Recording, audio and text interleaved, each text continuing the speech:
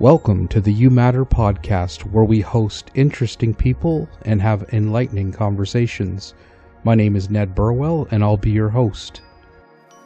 Hello, everybody. I have Lauzon with me here today. I've been chomping at the bit to interview this guy. We've met up a few times and had some great conversations. So Al is a retired professor from the University of Guelph. He has degrees in psychology, extension education, adult education, and community development. So in his retirement, I don't think moss is going to grow on his feet. He continues to write on foundational issues ranging from issues related to technology, education, spirituality, and sustainability. Al also writes about the human journey, and in particular, the evolution of human consciousness. Al sees that we need a new mode of being in the world, a new world view, and in his explorations of this new need is the argument that we're moving toward a participatory worldview. Over the years, he's been involved in numerous projects that focus on rural change and development. This includes rural healthcare, innovation, rural youth, food security, rural education, and precarious employment, to name a few. He has several publications that can often be found sitting on many different boards that affect community well-being. I'm almost positive that I haven't done this bio complete or as I should, but and on a personal level, I find you to be so interesting and inspiring. Whenever I see one of your social media posts come up, I tend to take note and say, okay, what's Al saying today? God forbid. But I really do. And I find that sometimes people don't challenge me that much. And I find that your work just, sometimes it's such little words that you say that it impacts me and makes me think throughout the day. So I appreciate that a lot, Al. So when I was looking at your social media, I came up with this quote and I put it on my Facebook. I don't know if you caught it, but the quote was sort of inspired by you. And the quote reads, "When I look at the broken bones of society, I see healing and growth, not devastation. I see hope in the rise of a greater world for us all to live in." So I'd like to speak about the broken bones today. Yeah. But most importantly, I want to talk about healing growth in this new world that we see rising.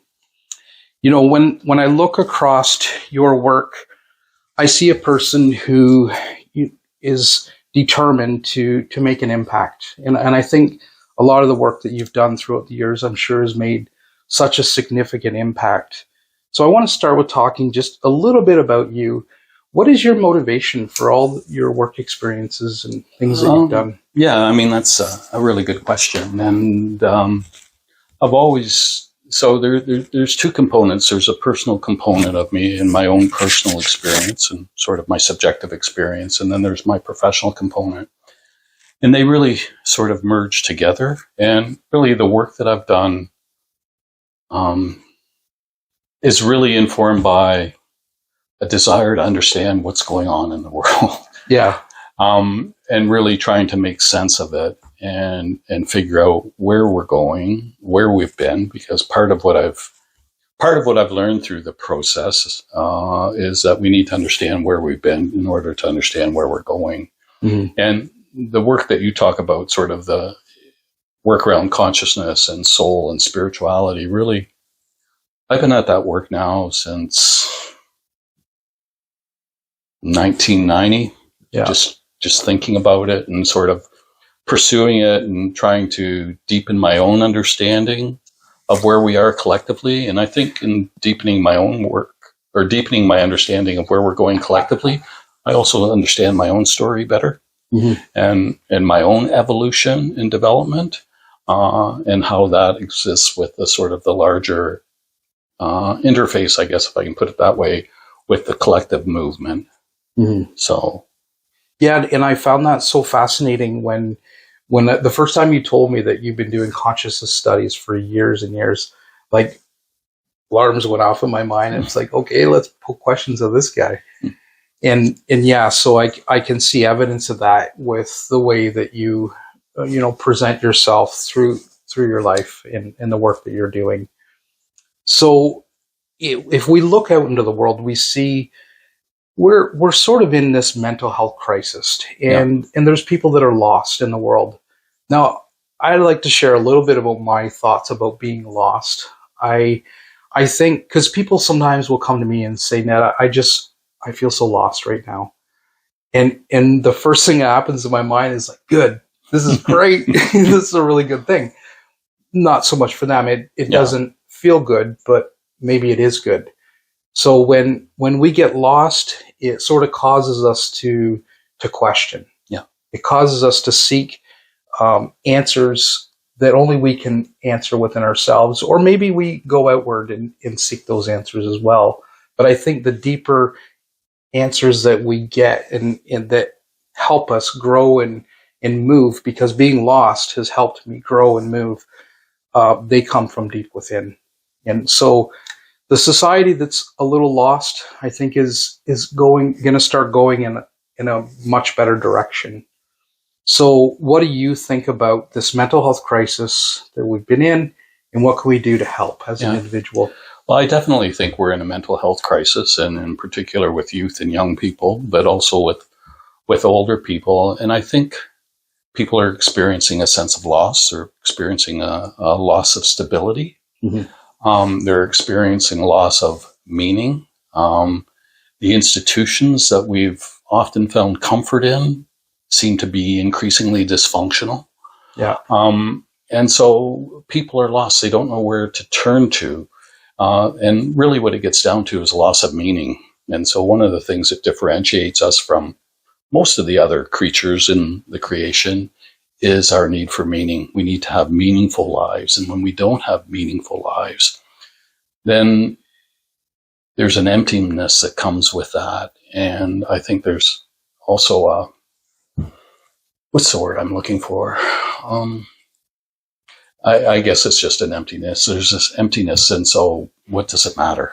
Mm-hmm. And there's a loss of hope. There's a loss of faith, and I'm not using faith necessarily in a religious context, but a loss of faith in the world and in people, mm-hmm. and not being able to find our way or even knowing what our way is anymore.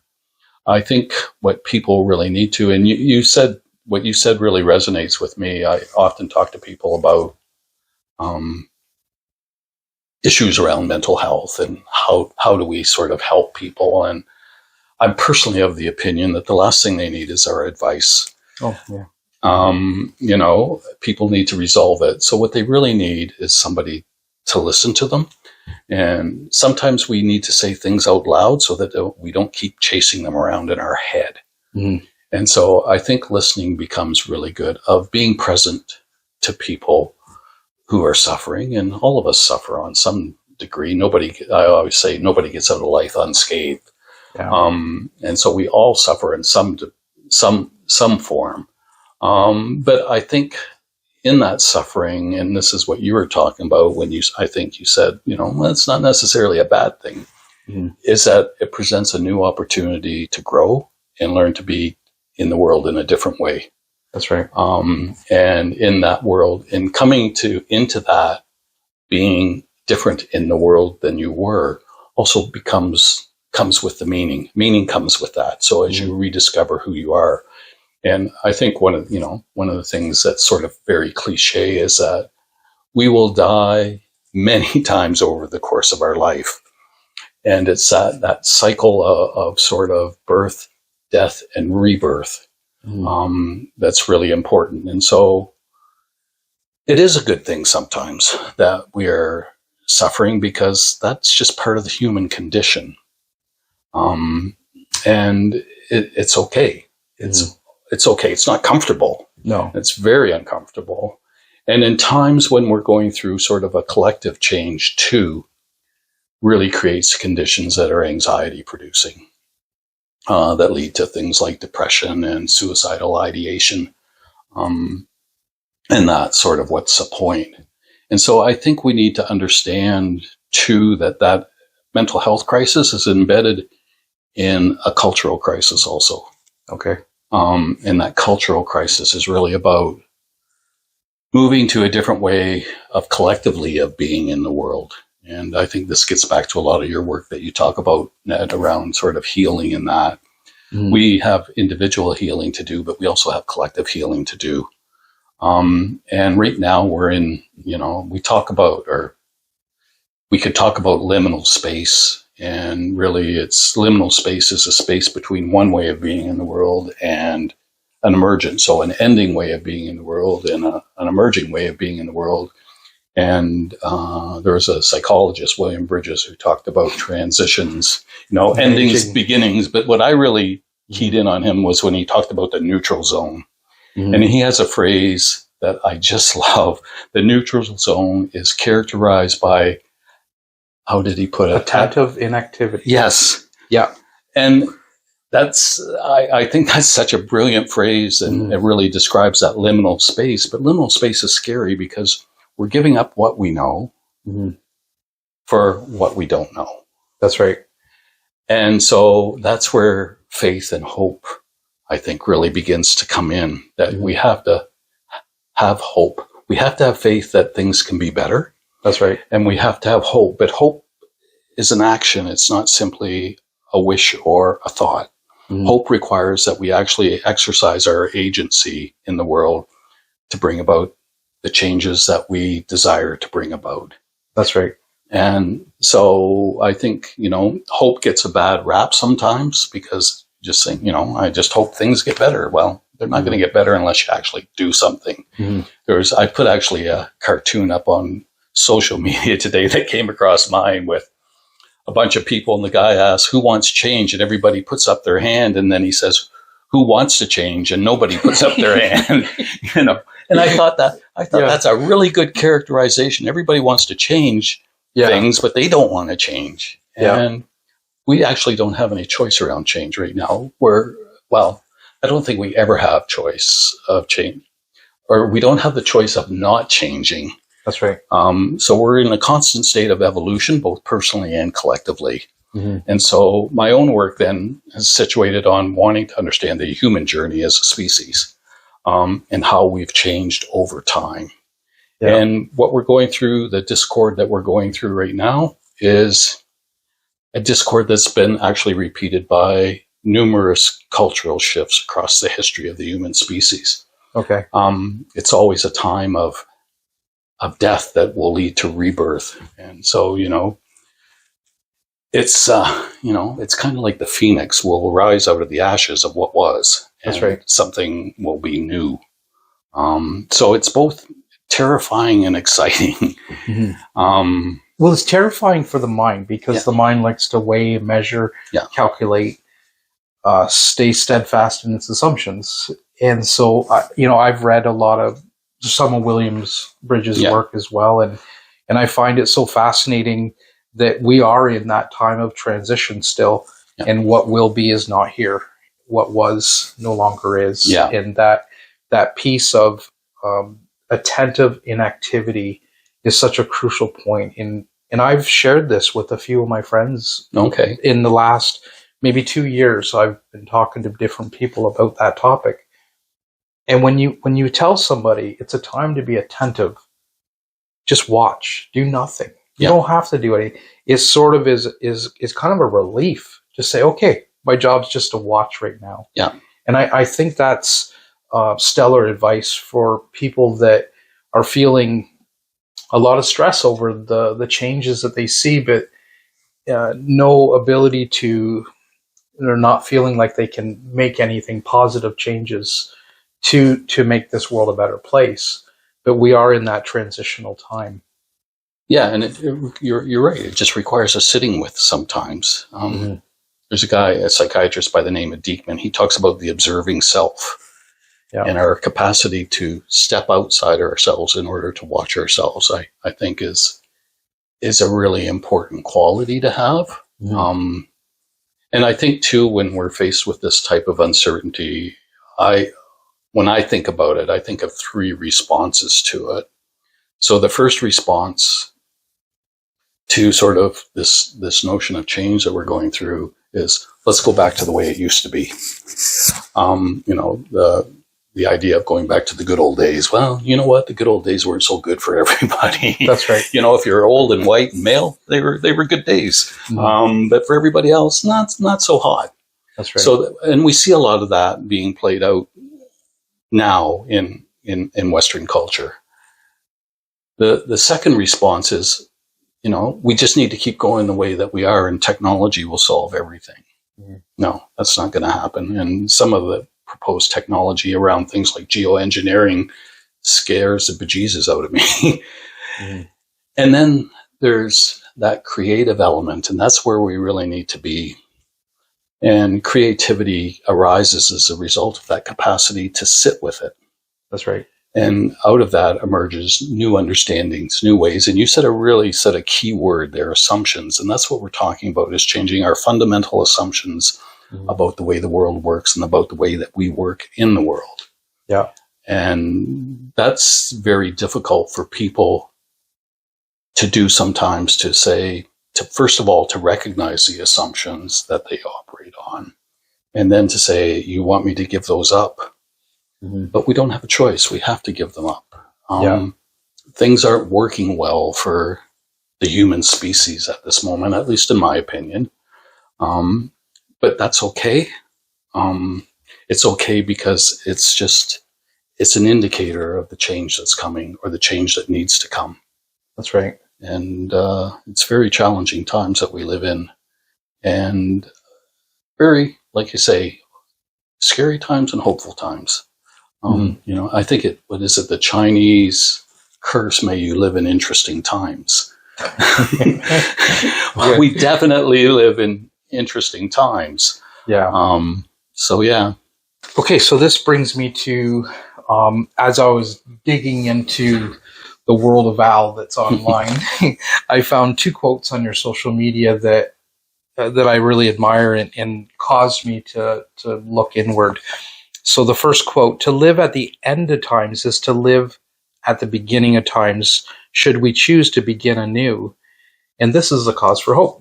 So that I just resonated with so deeply. And then the second quote, it's a little longer here: "We're now witnessing the demise of one story, modernity." Say that again. Modernity. Okay.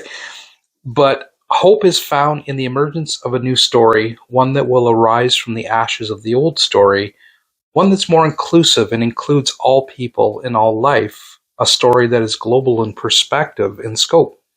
Our stories, as they evolve, each adhere to developmental logic, whereby each emergent story is both more inclusive and more complex. Such is the human journey, and our time here, merely one of many cycles of birth, death, and rebirth. This has been characterized by the human species' journey, whereby the world is restored. This process should give us hope." And then I really like that idea of the world being restored. I find that stimulating.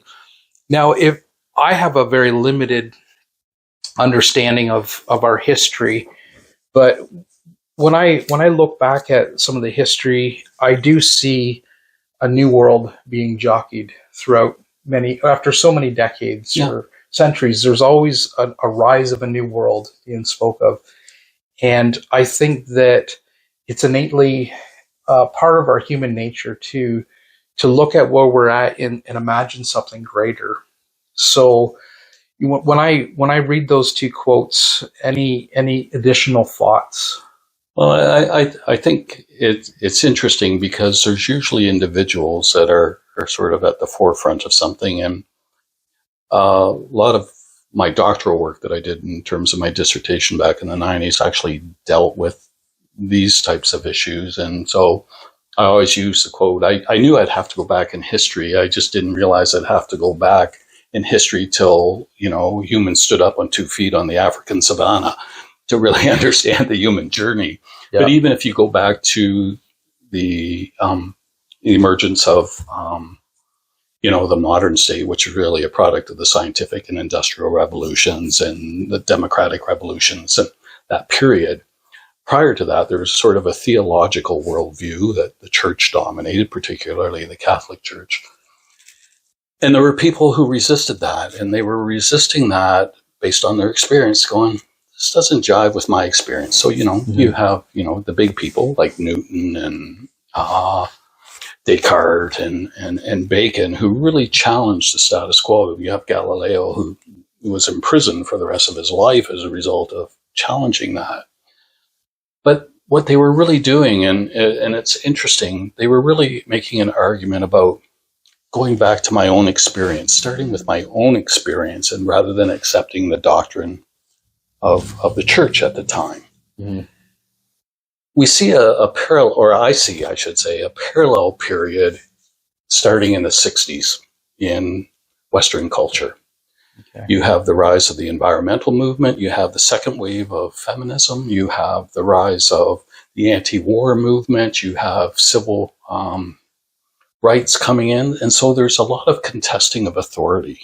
Mm. And that's usually what sort of brings about change when we look back, is the authority of the day is contested by individuals who say, this doesn't work for me. Mm. And we need to change things so that it works better for me. And I think we see that even today, LGBTQ rights and these things. And I know a lot of people have problems with that. And there's a backlash to that. But the backlash comes as a result of existing authority being challenged. Mm. And so I think it's a really interesting time for that. So, but if we challenge authority, what are we doing? And what's interesting about those movements too is that they go back to their experience. The second wave of feminism really arose out of women's experience of a patriarchal society. And I always go back to, I don't always go back, but Riane Eisler's work. Have you ever heard of her? And she wrote a book back in the 80s called The Chalice and the Blade. Okay. And she talks about the dynamics between the matriarchy and the patriarchy. And the matriarchy is characterized by the chalice. Patriarchies characterized by the blade. And the blade actually exerted, there was a patriarchy, and that goes back to the earth goddesses. If you remember those statues of those very sort of robust looking faceless women, mm-hmm. That were really an expression of that time. And so it's at that time that patriarchy really emerges and has dominated since then. And I actually think, and we'll probably get into that, but the whole feminine masculine thing, mm-hmm. I think really gets into play. So you had mentioned sort of the notion of participatory. Mm-hmm. And that participatory piece, I found that really interesting, of this new world that we need to participate. Yeah, expand on that. Okay. So actually, it's really about participatory consciousness, and that's been written about by a Polish philosopher called Skolimowski. Okay. And he wrote about participatory consciousness. And when I first read him, it really clicked for me that we're actually moving in this direction. There's a greater need for people to be engaged. Mm. The rise of civil society, the work that you do out in the community. So you're not paid to do work out in the community per se. You do it because you're engaged with the community. Yeah. And we require greater engagement. Democracy is not something that happens when we vote. Democracy is how we choose to live our life and contribute on a daily, ongoing basis. Yeah. And so participatory consciousness is really a recognition of the need for humans to be fully engaged with the world and with other people. Mm-hmm. The solutions to some of the things. So one of the arguments I would make that participatory consciousness is really important is things that happen at the local level. So participatory needs to be localized. It needs to be influenced. I often go back to the Buddhist sort of saying, if everybody swept the street in front of their house, the streets would always be clean, mm-hmm. rather than, well, we're waiting for the street cleaners to come. That's right. We can't wait for the street cleaners to come anymore. One of the things that when I was teaching, I used to tell students all time, can't wait for government anymore. Mm. We need to be engaged. We need to be actively working towards the world that we want to create, and that requires our engagement, which goes back to that issues around mental health, around exercising our agency and becoming engaged. And I think I can remember years ago, Ned, there was a restaurant in Toronto that I had dinner at. They made a fantastic curry, but it was called the Raging Spoon. Okay. And it was populated, it was all the employees were ex-patients of Queen Street Mental Health Center. Okay. And it gave them meaning, it gave them purpose, it gave them a reason for being. In that restaurant, I don't know if it still exists, but it was incredibly successful. And the food was just phenomenal. Mm-hmm. But how do we create the conditions for engagement? And I think, to go back to youth and mental health, youth are disengaged, so they find dysfunctional ways of engaging. Mm. And I'll be honest, I have a bias against social media. I think social media has been, all technology enhances our well-being at the same time that there's a shadow side to it. That's right. That undermines our well-being. And we've really seen the shadow side of social media, I think, through a variety of different forms. And people need real engagement. Mm-hmm. They need to sit face to face. There's an energetic exchange that happens that doesn't happen in social media. Plus, social media. It's that stop-start communication. It doesn't help you learn how to draw a conversation from deeper within. Yeah.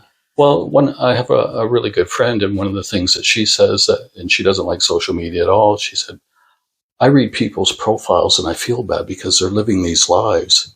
But the lives they're living are not the lives that are necessarily presented on social media. Mm-hmm. So even sort of that technological piece, I think we need to sort of rethink. AI scares me. Yeah. I think you and a lot of people. Yeah. And for a variety of different reasons. But, it's kind of feels like letting the genie out of the bottle. And once you let the genie out, you can't get the genie back in. Yeah. And so we have we have technology, we have global climate change, we have increasing inequality, we have homelessness, we have people, increasing food insecurity. And so part of it is you have to ask, and part of the challenge is we often silo these things. So we think, food insecurity or homelessness or whatever. Mm-hmm. They're related. And they really relate back to when we were talking about those assumptions that we have. Mm-hmm. So what do we need to reclaim? And I like your work because you talk a lot about the soul. Mm-hmm. The soul is absolutely fundamental. The soul is where we derive our meaning from. Mm-hmm. In the depth psychology literature, they'll talk about sort of logos, which is really the mind, the rational mind, and mythos, which is really about myth and story. And that's one of the things that I think you talked about. You like that restoring idea. Mm-hmm. Even in scholarly work and in the academy now, we see an increasing emphasis on story as opposed to theory.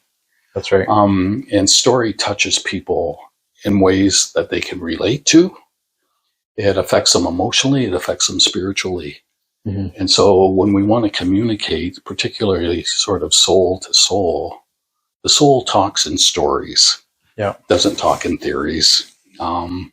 And that's comes back to that finding that balance. Do we still need the mind? Yes, we still need the mind. The tool. It's a partner with the soul. Mm-hmm. in some ways. And so it serves a function, but it can't be the dominant function. Mm-hmm. And so, that you talk a lot about the divinity, and you call it God, I think, but I call it the creator, or the power of creation that permeates everything. And that leads back to us also interacting with other life forms, other creatures, including them in our assumptions and visions and that. And so, whether that's a form of panpsychism where, the divine exists within everything. That's right. And is expressed within everything. I think part of the attraction these days to indigenous worldviews is that, from my perspective anyways, indigenous worldviews are rooted in soul. Mm-hmm. They're not rooted simply in the mind, the rational mind. Mm-hmm. And, we talk about rationality and irrationality, but there's irrationality too, which is the realm of the soul. Okay. So, intuition is a powerful way of knowing, and can provide insight. And intuition is related back to notions of creativity. And it's creativity that we need right now. Mm-hmm. It's not the rational mind. We need people creative. And that's why people like yourself, who are artists and authors, are so incredibly important to where we're at historically. Scientists less important than artists and writers and authors, people with vision, who can see alternatives and can present alternatives, I think become incredibly important, even though within the existing power structure, they're often devalued. Mm. But they're also at the margins. And that's one of the things when we're talking about sort of this big shift that we're going through, is that change never comes from the center. It comes from the margins. Okay. And so it's those people who exist on the margins who have the capacity to begin to bring about the change in the center. And the change in the center is dominated by the powerful. And if we look across the world now, that center gets smaller and smaller and is dominated by fewer and fewer people. Yeah. Anyways, now I'm rambling, Ned. So no, but I see, like, as you've inched your way through this conversation, participatory. I stumble with words so frequently. Participatory consciousness. And a lot of this I won't edit out. I just allow my stumbles. Consciousness. So I see that's sort of the starting point. It's like what that does is it makes us focus, look at what's around us, become aware, and then we start to build connections with other people. Yeah. What can I do? Well, it's in front of us. It's always coming to us. We don't have to try to figure it out in our minds. What we need to do is always at our feet. So you went there, and then through that we begin to connect more. So if I see you and you're in need of something, or just make an observation how your life's changed and speak to you about that, we build a connection. That connection we build ensues a deeper understanding of ourselves, connecting with other, which draws us into the depths of our soul. Yeah. We get to the soul, we get to creativity. Yeah. Because that's the source of creativity, is it lives within that darkness of the soul. And it's and I've spoke about this last time we met. Yeah. It's in that darkness, and it's where the light gathers, that darkness. Yeah. And so as you moved your way through that conversation, it was instructions for how to participate, and then what comes next after we learn how to participate in this world. And I agree, we need the mind, but we can't live there. No. We sort of have to kind of re-engage what's around us. And you take that back to William Bridges. Yep. Attentive inactivity. But as soon as you draw in enough, then it's time to act. Yeah. You remind me, and I'll just share experience back when I was doing my doctoral work. And one of the classes I did, we did a lot of guided imagery. And this one day the person took us on a journey with community, and people had bridges and joints and that. But what came to me in my mind is I saw these little pinpoints of light. Mm-hmm. And these pinpoints of light started sending out shoots that connected with other pinpoints of light. And when they connected with another pinpoint of light, they begin to become brighter and brighter and continue to send out these shoots till all that was there was this glowing globe. And it really, I think when you said about sort of reaching out and connecting with others, that's really powerful. And we can only know ourselves in relationship whether that's relationship to the larger creation, relationship to, people, relationship to our partner or our children. They're the mirrors that reflect back to us who we are. And I think that's really, really key. But I also like the idea that you were talking about, sort of the light and the dark. And I think about our culture, because we rarely actually live in the dark in Western culture. We have lights to light up the dark. And as a result, we fear the dark. Yeah. Rather than being comfortable in the dark. And again, that gets back to sort of the rhythm of life between light and dark. And I can remember writing a poem years ago about that, and about the darkness sort of settling in, and the fear and the voices that you hear in the darkness. And then the light comes into the day, and you try to escape, and you realize that escape's only possible in the darkness, not in the light. And I think that really resonates. What you said really resonates, I think, with that sort of notion of darkness and creativity and soul. The soul does sit in the dark often. And so, yeah, I think that's very powerful. It's interesting in the last 10 or 15 years that soul, I think I wrote my first article on soul in 1998. Okay. And it was called Psychology of the Soul. And really, that's where I spend most of my time now in terms of my own ongoing learning. I'm reading somebody, Michael Mead, who's really quite fascinating. And this notion of soul and spirit. And soul and spirit come together. Spirit has the capacity to fly. Soul has, the capacity to ground. I think it was sort of a New Age saying that, sort of going back years ago, that, sort of wholeness comes while you fly amongst the stars with your feet firmly planted upon the ground. Yeah. And I think that really is sort of the poles of the human experience. Anyway. I talk about the layers of the soul and break it down through states of consciousness. Yeah. And I wrote about that in my book, Awakened, the Reality of What Is. I don't know if you read through that, those chapters, but, and I find it interesting to look at what is the soul, and how do we understand that, so that we sort of unwrap this egoic sense of self and let that component of who we really are shine forth into the world. And that's sort of my work, is how much of me can I unwrap that's just an elaborate costume that I wear.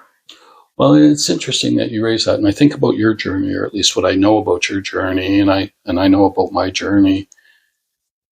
And the emergence of soul often seems to me to happen after re-experiencing and dealing with trauma in your life. And so it creates, it's sufficient to break down the assumptions that you make. That I know for myself, what that really looked like was, my father died when I was 5.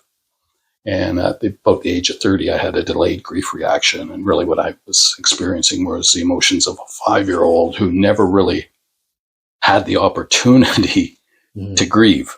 And I had a lot of anger pent up in me, and that really actually changed everything for me. Once I had worked through that, began to understand it, about how I interacted with others, it opened me up to what I would call the world of spirit in a way that I had never been open before. So I think of, the phrase came to mind, sort of cracked open. That's right. And we sort of, so that gets back to what we were talking about before, about sort of the notion of suffering. It's hard, it's painful, but it's also opportunity. I think it's necessary. Well, it is necessary. I agree with you there. I think it is absolutely necessary, or else we just stagnate. And some of the most, I shouldn't say it like that, some of the most miserable people are the people who are afraid to face their own biographies, if I can put it that way. Sure, yeah. And so they would rather just shove it aside and be miserable. These are I shouldn't say it, they're the people who are bitter in old age. There's a bitterness there, and I think that's really difficult, and I'll just go on a bit of a tangent if that's okay. Yeah. I think it was really interesting. My mom was 42 when she had me. I was the youngest. So my mom belonged to a generation of women who usually went from their familial home into their married life home. Yeah. And, so they, and one of the things I observed both with my mom, but with her friends, is that when they lost their partner, there was a real sadness, but there also was a sense of liberation. Freedom. That word popped to mind. Yeah. Because for the first time in their life, they feel like they're in charge of their life. Yeah. And I can still remember even my mom experiencing some of that, because my father was always, I've always said people with good intentions can do great harm. So he would always, apparently, from what I'm told from my siblings, surprise my mother, like go out and buy new living room furniture, which was a kind gesture, but it meant my mother never had the choice of being involved in that. And I remember the sense of satisfaction the first time she bought a couch of her own and she picked it out and paid for it herself. Yeah. And there was a real sense there of sort of accomplishment. So we have to go back in our biography to look at sort of what are the things that constrain us? What are the things that constrain our growth and development? And then we have to ask ourselves the question, what are we going to do about it?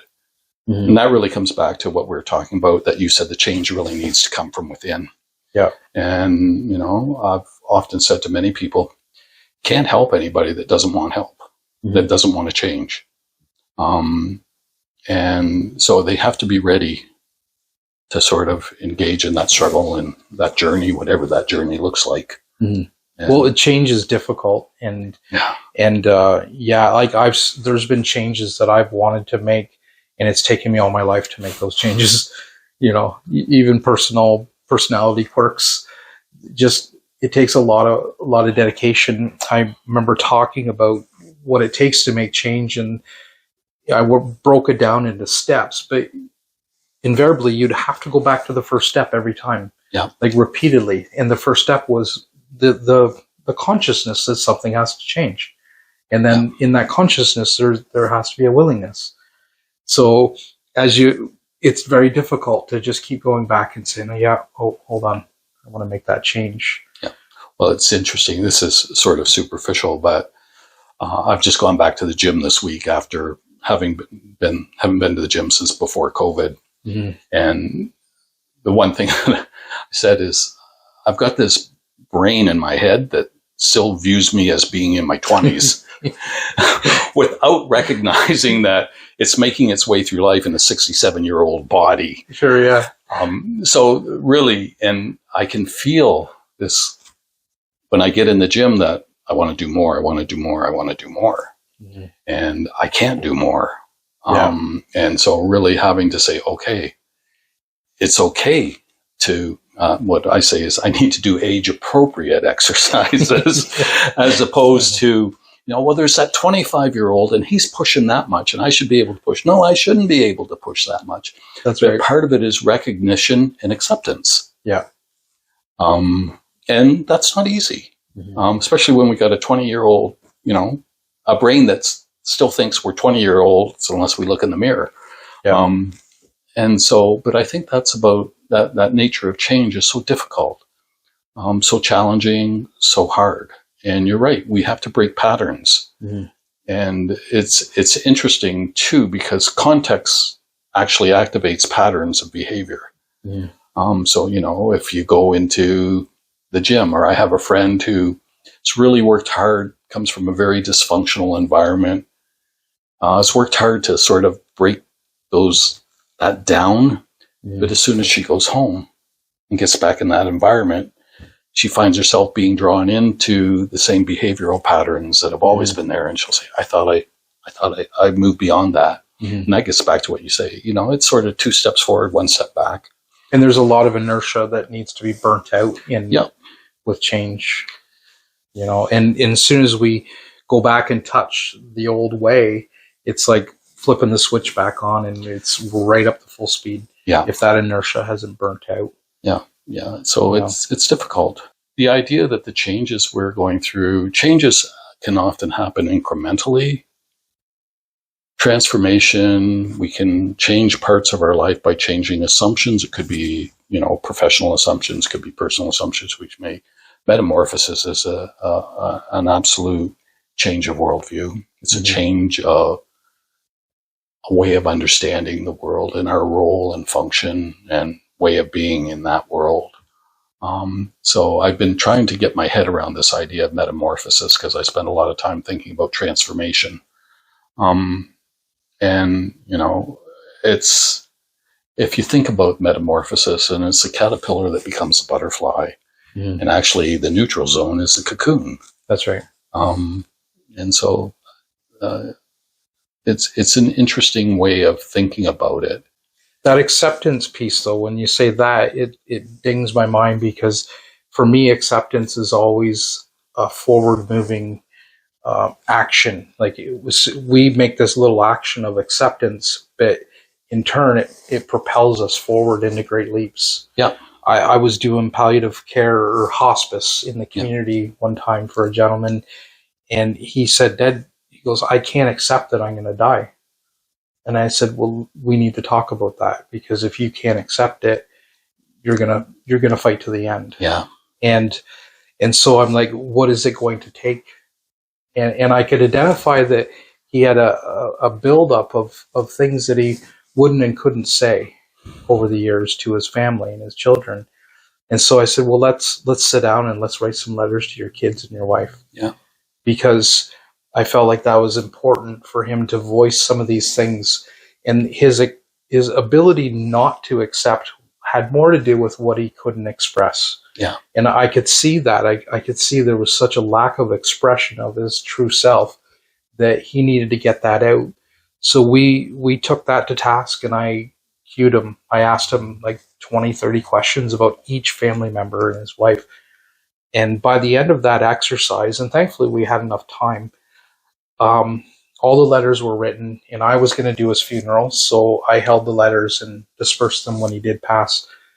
But when the last letter was written, he says, "I can accept it now." Yeah. And the peace that came over him was just, it was profound. It had such an impact on me, and the connection that he and I developed over that time was so profound. And I remember going into Secure House right near the end, and I was about to leave because he asked me to come, and so I had a visit, and then I was about to leave, and I said, "Bill, I love you," and he just sat there with a stiff upper lip, and I said, "You old bugger, tell me you love me." Or actually, I used a little bit more profanity, and he almost sat up straight in the bed and said, "I love you, I love you, I love." And his whole family was in the room, and they couldn't believe what they just saw, because he had never said that to them. But we had built this connection and this bond that he could express that freely. And so that acceptance piece is a huge bridge that carries us a long ways. But so if we look at what we can accept and try to understand that, Well, you remind me of when my mom died, and my mom was, she was born in 1914. So, Victorian, emotions were something that you didn't display. And I don't ever remember my mom saying, "I love you," until she was in her 80s and almost died a couple times. And that seemed to free up. And we used to talk a lot. And when she passed over, it was really, I was privileged to be there when she passed over. And there was just this calm peacefulness in the room, like business had been taken care of. My oldest brother died when he was 66. He had cancer. And I was with him when he died too. And Ray just never really accepted, in my opinion, that he was dying. And when he passed over, there was such a chaotic energy in that room. It was disturbing. And you could really feel that he didn't finish things. Yeah. And so there was business left unfinished, I think. And that was, I think, part of his fight. So what you're saying with, that hospice care, I think it's so important for us to accept things. And mortality is one of the hard things. And, as it's interesting because I think a lot about mortality because I have fewer days ahead of me than I have behind me. Yeah. And what's important and what's not. And you're right. What are the things that are said and unsaid? And if you're not going to do them now, when are you going to do them? Yeah. And I think that can be very freeing. So yeah, I think you have great insight into this, Ned. I believe, and it's rooted in your experience. Which is the most valuable knowledge is the knowledge we derive from our experience. I love books. I read lots of books, but book learning has nothing over experiential learning. That's right. And that's where we do such a poor job with young people, even with their schooling, about letting them draw on their experience. And that's part of it. We have an educational system that, from my perspective, again, that's not focused on people development. They're focused on labor development. Yeah. And so that humanity that used to be there in education isn't there anymore, I don't think. And it's not through the fault of teachers. I wouldn't be a teacher for all the tea in China. Yeah. But yeah, and maybe that's just a function of sort of our institutions growing increasingly dysfunctional, and the model's outdated. Yeah, the models are outdated. That's a good way of putting it. Yeah. So we've talked a little bit about this world turning new and participating in it, and I keep coming back to that. Yeah. Because I think people can pull a lot of experience or things to try to later experience from this talk. One of the things that I think is really important, and it's a subject that I'm really trying to understand, and I've been contemplating this for a long time, and I'm not really far into my contemplation. I think there's just so much more for me to learn. But I've been talking about polarities and the masculine feminine polarity that lives within us, and that has nothing to do with gender. So I see as part of the new way of being in this world is understanding the polarities that we hold in ourselves. And you've touched on this while we're speaking about old ways of the masculine, male-dominated ways and how it squished out the feminine. And so in the world today, I see a need for the rise of the feminine, but I also see a need for the balance of the masculine, or for both those two polarities in ourselves to be balanced. And in that balance, I think we can find so much harmony in how to be. It's so in one of my books, Awakened, the Reality of What Is, I created these charts, and I'm still trying to really glean the information that is in these charts. So I talk about the in and out of balance of the feminine, the feminine, and in balance it's creative, abundant. Out of balance is competitive and lacking, intuitive. Those is some of the language you're using. Loving, nurturing, flexible versus being stubborn. And with the masculine side, it's powerful. But when it's out of balance, it's forceful and dominant, determined and stubborn, and determined versus being stubborn and destructive. Yeah.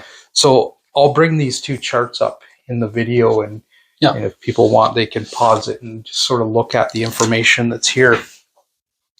But what are your thoughts about this? And please help me understand the work that I'm trying to do here. Well, I'm not sure I can do that, but Yeah, certainly sort of the polarity of the masculine and the feminine.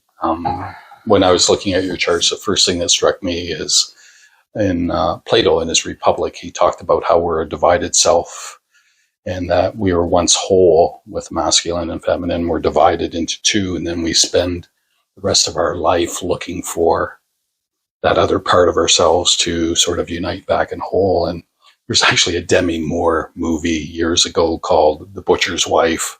Okay. Where she's seeking her soulmate. And we often think about sort of notion of soulmate as being another person, when in fact, maybe what it is that other half of ourself that has been lost. Mm-hmm. And I don't think that, Plato was talking about, the actual division. I think he was talking about the repression. And so I think from a societal point of view, the masculine has dominated. And we need the masculine in balance. So, and I looked at your charts in terms of enablement and those types of things. The difficulty is it's moved to a dissociated state, to that unbalanced, and has repressed the feminine qualities. One of the things that when we talk about participatory consciousness, and I apologize, I'm going to use a philosophical term, but we operate in a world of an individual ontology, an individual way of being. And that individualism is now a hyper-individualism. Mm. And we've lost that relational component. What we really require is a balance between the individual ontology and the relational ontology. The relational is really related to the feminine. Mm. The connection. I often go back to think about, I can't even remember her name, Carol Gilligan's work on moral development. There's a theory of moral development that Lawrence Kohlberg talked about, and his whole theory was essentially based on a male sample. And Gilligan worked in his lab about how people make moral decisions. And he said, but what I don't really understand is females seem to be, and he used the word retarded in their moral development. Gilligan goes, no. Mm-hmm. We have different criteria by which we make moral decisions. And those ways those moral decisions are made are actually reflected in the different qualities and characteristics that you have in your chart. Mm. So what we need to do is find a cultural balance between the feminine and the masculine, which we do not have at this point. Mm. But we also need that within ourselves. And so we need to have that shift where we need to embrace the feminine as a valued partner to the masculine. And we need to find a way of bringing that integration, that wholeness, if you like, within ourselves and within the communities that we live in. Sorry, I'm touching the microphone. So you're going to get bump. And so those polarities are there, but how do we go about? And it's really about valuing and what we value. Mm-hmm. And we have such, I sound like a cynic, and I am a cynic, I guess. We have such distorted collective values, or no, I shouldn't say collective values, dominant values, mm-hmm. because those values, the dominance of those values is a product of a small cohort of individuals who have immense power. We could talk about the tech industry, or we could talk about any sort of industry really, or that. So but again, it comes back to how do people live their lives? How do we use these? How do we value them? And I think there's been some really interesting attempts to be made. But I think in your masculine chart, I think it was, you talked about one of the things in males when it becomes sort of dysfunctional is insecurity. Mm-hmm. When we're insecure, when men are insecure in their masculinity, they tend to overcompensate. That's right. And move from that, enablement piece over to that oppressive piece. That's right. And that. So it's interesting when you think about it. The bullies of the world are actually people who are really incredibly insecure and so need to act out right. because of their insecurity. I've said that the closest friend of dominance is insecurity. Yeah. Before, in one of my quotes, talked about that. Yeah. And females, the feminine side needs to embrace part of the masculine in order to express itself, to value what they have to say.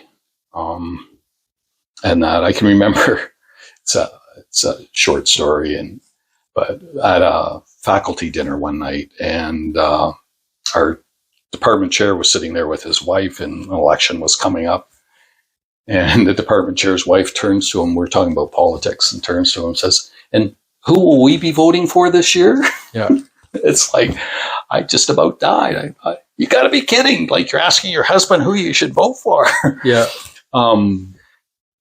And so there, I just use that as sort of an example of someone who's not articulating their voice and are dependent upon that masculine power to determine what they'll actually do. I don't know if I have any answers for you other than we need the feminine.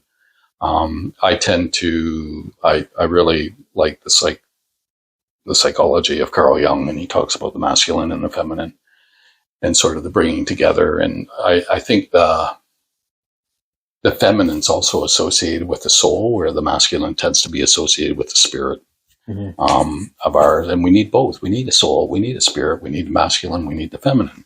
But how do we help people find their way to that?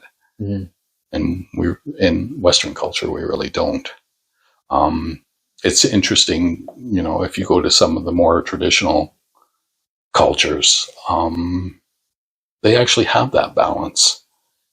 Well, and one thing I see in the world, and you touched on the topic LGBTQ community, and sort of the undercurrent of their message is that we're so much more than this gender. Yeah. So again, that's understanding how irrational gender roles are, and how it's played a part in our behaviors and how we articulate ourselves, how we create, how we move into this world, and how it's stifled us. Yeah.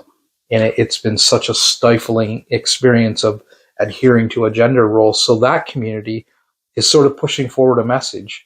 I tattooed a transgender guy, and I said, "What does this mean?" Or he was non-binary.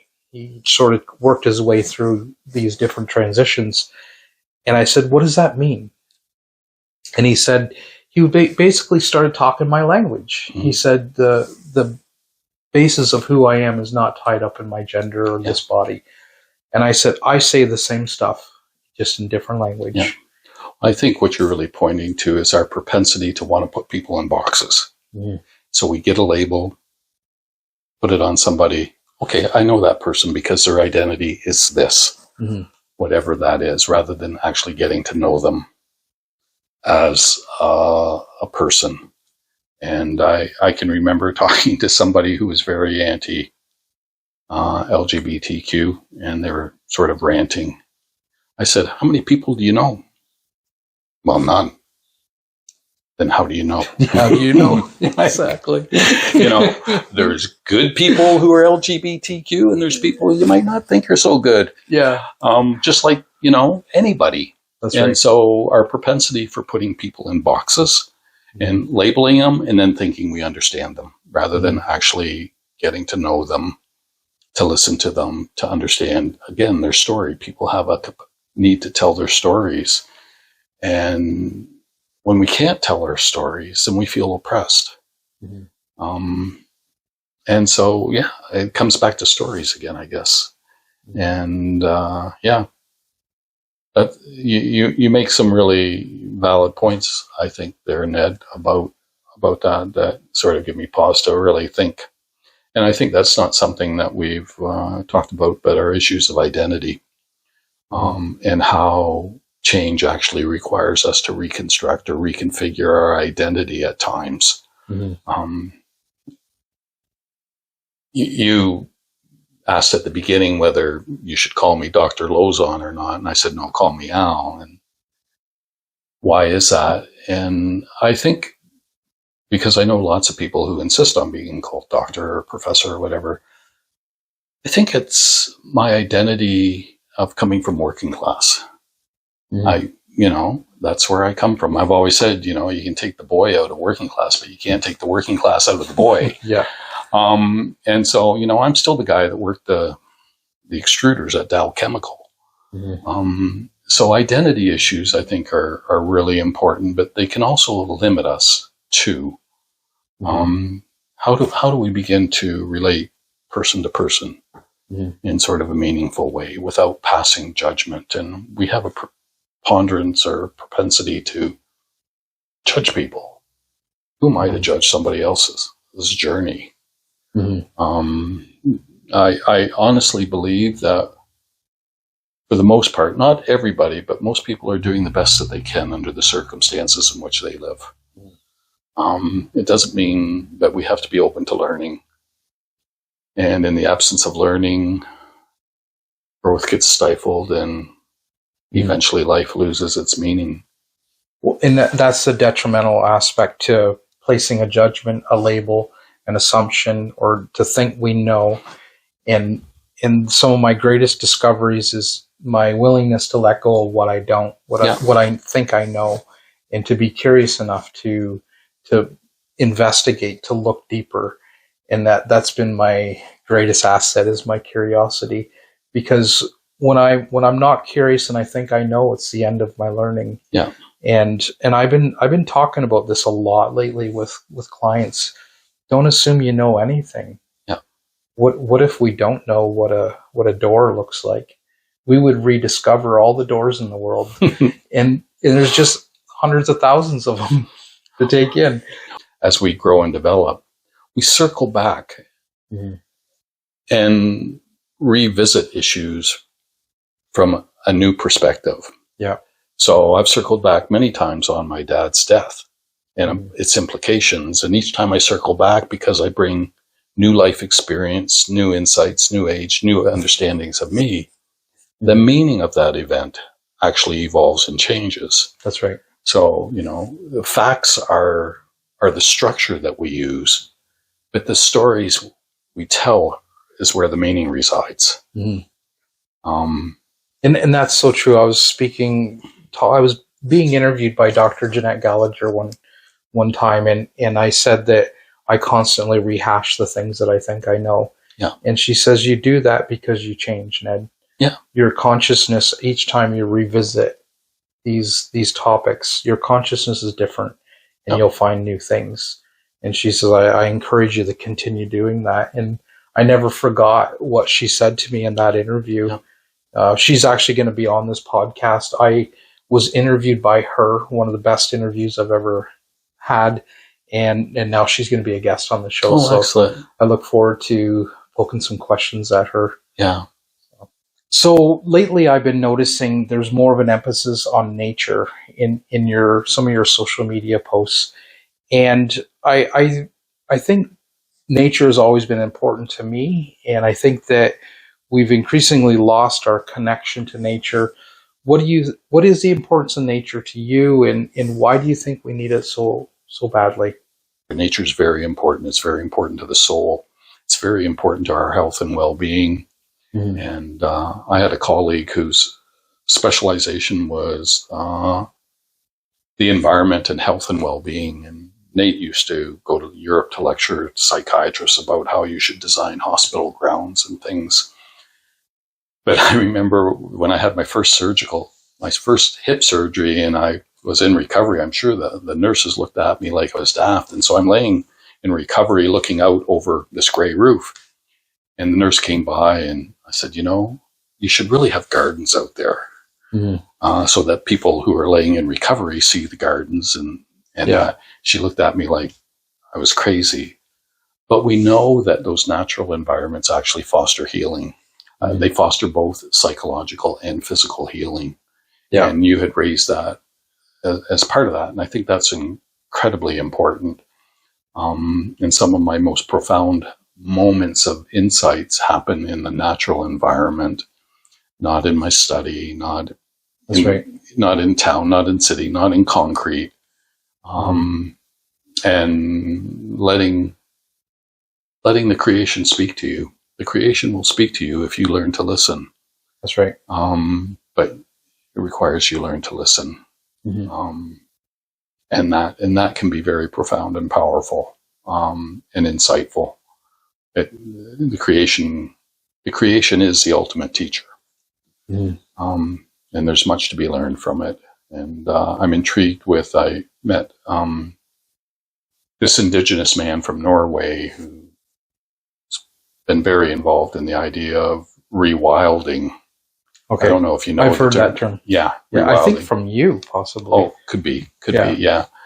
And this notion of rewilding, and I think that's to be in that type of environment, to be in the natural world, is just simply life enhancing, at least for me, and I think for most people. And we talked about youth and that, and this is, I guess this is a pet peeve for me right now. I had a very privileged childhood in the sense that I grew up around lots of natural areas. I grew up on Lake Huron. We had woods and wetlands behind us that I spent most of my time playing in. And I belong to a generation that you got kicked out of the house at 8:30, said come back for lunch, and then you got kicked out till dinner, and then you got kicked out till, it got dark. That's right. And children now don't play outside. Most of their activity is performance related. They don't have unstructured playtime. And as a result, kids don't understand risk or know how to take risks. Mm-hmm. And so when I was growing up, we took lots of stupid risks and sometimes we got hurt. Yeah. But we learned. And just being in the natural environment was just so empowering. I'm still drawn to it. One of the things when I was waiting for my surgery, and I haven't done that yet, I've been going to small walks in that, but there's some places I like to hike, and I need to get back to those places because they foster my well-being, they foster my health, and they help me hear the creation speak to me. I think that's part of helping people find this new world that we that is on the rise, is going back to nature and spending time in that. And from that, we glean this experience of the silence within, rising up quite naturally in those environments. So, Al, we've got up to a lot in this conversation. Well, I hope it was useful. I'm not sure. I always feel like I'm rambling. But that's okay. It was useful for me.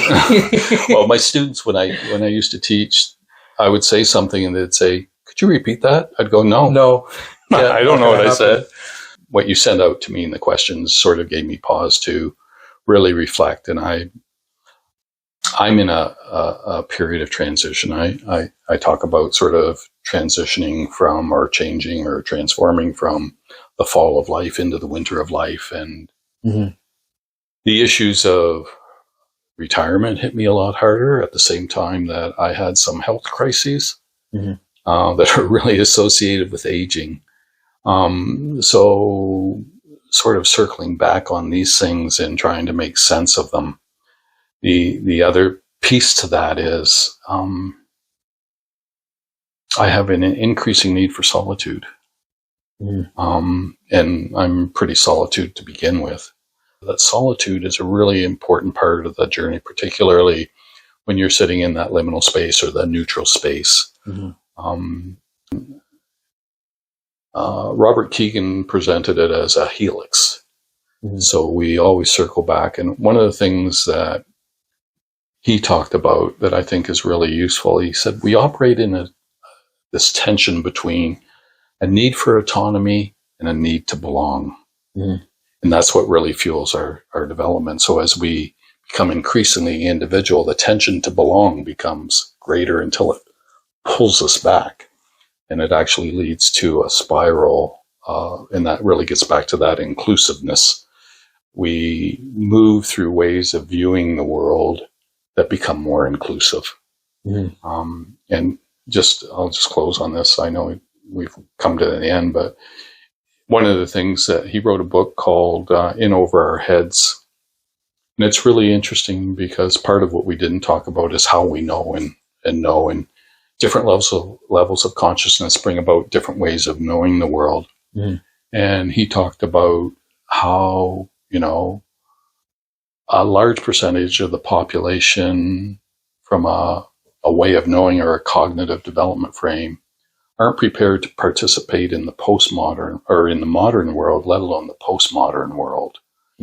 And so part of it is how do we foster the development of that consciousness? And education does a very poor job of doing that. And we don't have the institutions. One of the things that I'm really interested in working on right now is the notion of eldering. So we have more old people than we've ever had, older people, I should say, and fewer elders. And part of it is we don't provide the supports for people to actually move from productive life to becoming an elder. That is something that's very key. And as a young boy, I quite often found myself seeking the knowledge from elders around me. Yeah. And I've always found it so incredibly important to look to our elders to find answers. And then again, I have my own bearing, very strong bearing in life, and I'll take it back to myself. But without that knowledge from my elders, I wouldn't be where I am in my understanding. And, over 20 years ago, I bumped into you on the main street, and you had said you read one of my writing pieces, and you said, Ned, I said, I read your piece in the newspaper. I said, oh, what'd you think, Al? And you said, the writing was terrible. Is that what I said? Yeah, you said that. But you said, but Ned, you have a message. And I encourage you to continue to write. So now we fast forward well over 20 years. I want to say the same thing to you, Al. You're an incredibly intelligent and wise and just an awesome being. I want to tell you, keep writing, keep sharing, share what the things that you pull out of this quietude of yourself in these introverted times, continue to share it with us. We need it. We need you as an elder. And I can't begin to tell you how much I appreciate you. Well, writing, like I said, writing is my way of understanding the world. I don't necessarily write formally as much as I do, although I'm trying to work on a couple books. But now that I'm through my surgery, what I need to find and what I'm trying to find right now is a rhythm for this new stage of life. Thank you for taking time to listen. Stay tuned for our next episode of the You Matter podcast. Have a wonderful day.